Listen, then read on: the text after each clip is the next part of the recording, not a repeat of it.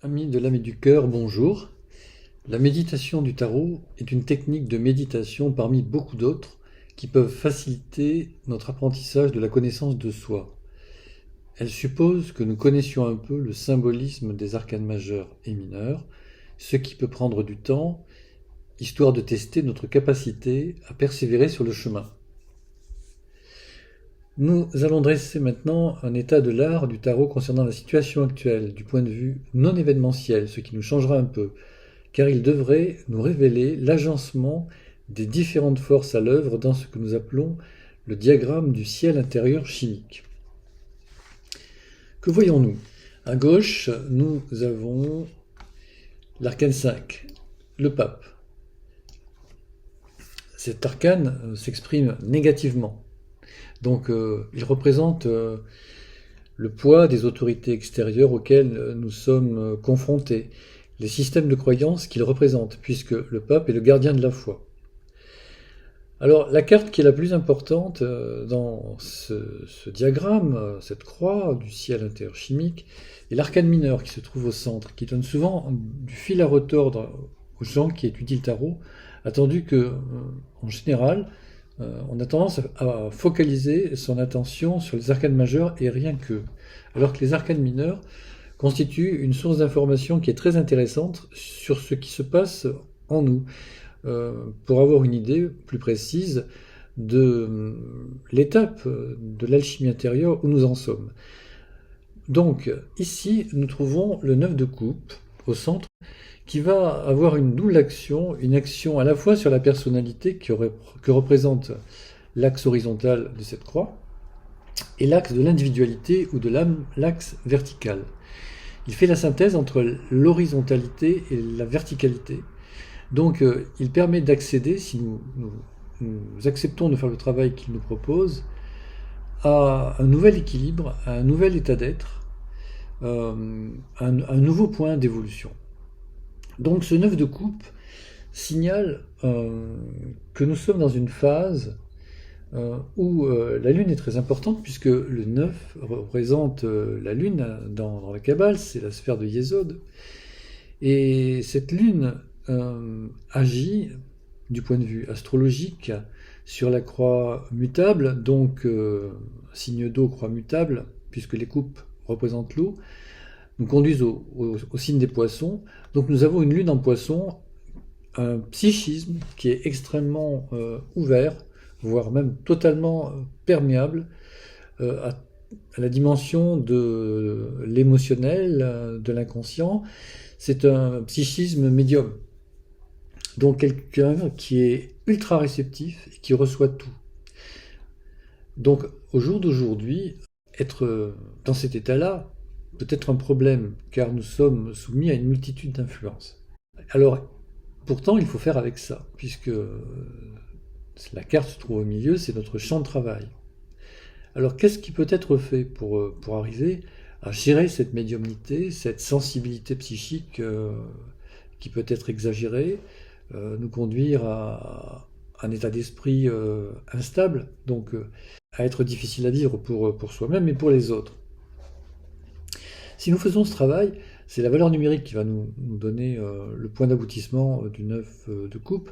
Donc dans le tableau que nous utilisons et qui est connu puisqu'on le trouve dans un livre de Georges Coleuil, je crois que c'est le deuxième sur le référentiel de la naissance, nous trouvons donc pour le 9 de coupe la valeur numérique 27. Donc 27 se résout théosophiquement à un 9, ce qui nous permet d'aboutir à l'ermite. L'ermite que vous avez ici à droite, c'est lui qui va contrebalancer l'influence négative du pape, qui représente nos systèmes de croyances, qui peuvent être limitatifs ou créer en nous une rigidité qui ne nous aide pas à avancer sur notre chemin. Donc ce 9 de coupe, si nous acceptons la discipline et la régularité de la méditation, nous permettra graduellement de nous affranchir du conditionnement de nos systèmes de croyances et de trouver un nouveau point d'équilibre dans l'arcane qui se trouve au sommet de cette croix, l'arcane 14, tempérance, qui représente un ange un ange qui tient dans ses mains deux vases, un vase rouge dans sa main droite et un vase bleu dans sa main gauche. Et entre les deux, nous avons un flux d'ondes qui ressemble étrangement au symbole du signe du Verseau. Donc d'un côté, le vase rouge représente le principe du soufre, le principe du feu, et de l'autre, le principe de l'eau, le principe du mercure. Entre les deux, nous avons le signe du Verseau qui est un signe fixe d'air, qui nous parle de deux choses, qui nous donnent deux informations importantes, à savoir que par lui, avec lui en lui, nous parvenons à une fixité, une stabilité que nous n'avions pas tant que nous restions bloqués dans le neuf de coupe. Et par ailleurs, nous trouvons l'élément air dans le signe du Verseau, qui est l'élément médiateur entre le feu et l'eau. Donc Tempérance représente un arcane de rééquilibrage psychique, un arcane de guérison, puisque, pour ceux qui connaissent un petit peu le tarot, l'archange Tempérance est un significateur de l'archange Raphaël, l'archange de la guérison. En face de lui, nous trouvons la justice, donc en bas, la justice qui symbolise l'équilibre, également le fait qu'on arrive avec elle à présenter un bilan convenable entre l'aspect positif du karma et l'aspect négatif.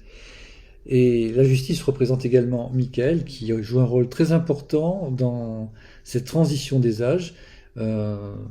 Michael devrait jouer un rôle transmutateur important dans la gestion des forces du mal. Donc, non pas dans leur suppression, mais dans leur transmutation. Voilà donc les informations qui nous sont données par ce ciel interchimique avant transformation.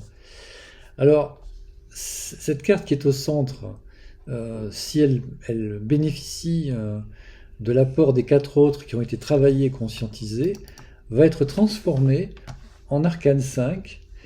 Donc la carte de départ qui était vécue négativement va être vécue dans l'équilibre, et les systèmes de croyances qui apparaissent lorsque nous avons renoncé à notre souveraineté intérieure seront transformés par le maître intérieur, donc au centre, le maître intérieur, l'âme individualisée, le maître intérieur donc qui restaure en nous notre souveraineté.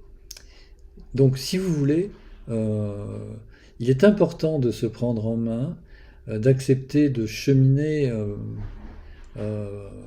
en solitaire, car l'apprentissage du tarot est un apprentissage solitaire qui vise à être à l'écoute de plus en plus de ce que nous dit notre intérieur, dans lequel nous devons avoir confiance, auquel nous devons nous fier de plus en plus, dans la mesure où nous faisons tout ce qu'il faut pour nous affranchir des influences du monde extérieur qui cherchent à nous tirer en dehors de nous-mêmes, en dehors du centre de l'être. Donc cet arcane 5 devient vraiment lui-même, il va s'exprimer positivement au centre en tant que prêtre roi. C'est le vrai prêtre, c'est le prêtre intérieur, celui qui mène sa vie sur une base authentiquement spirituelle. Donc l'archange Michael en bas a fait son travail, l'archange Raphaël également. Ils ont permis la transmutation de l'être qui est passé par cette alchimie intérieure, et ce 5 va maintenant être le symbole du 5e règne, le règne spirituel de la nouvelle humanité qui est en train de naître maintenant.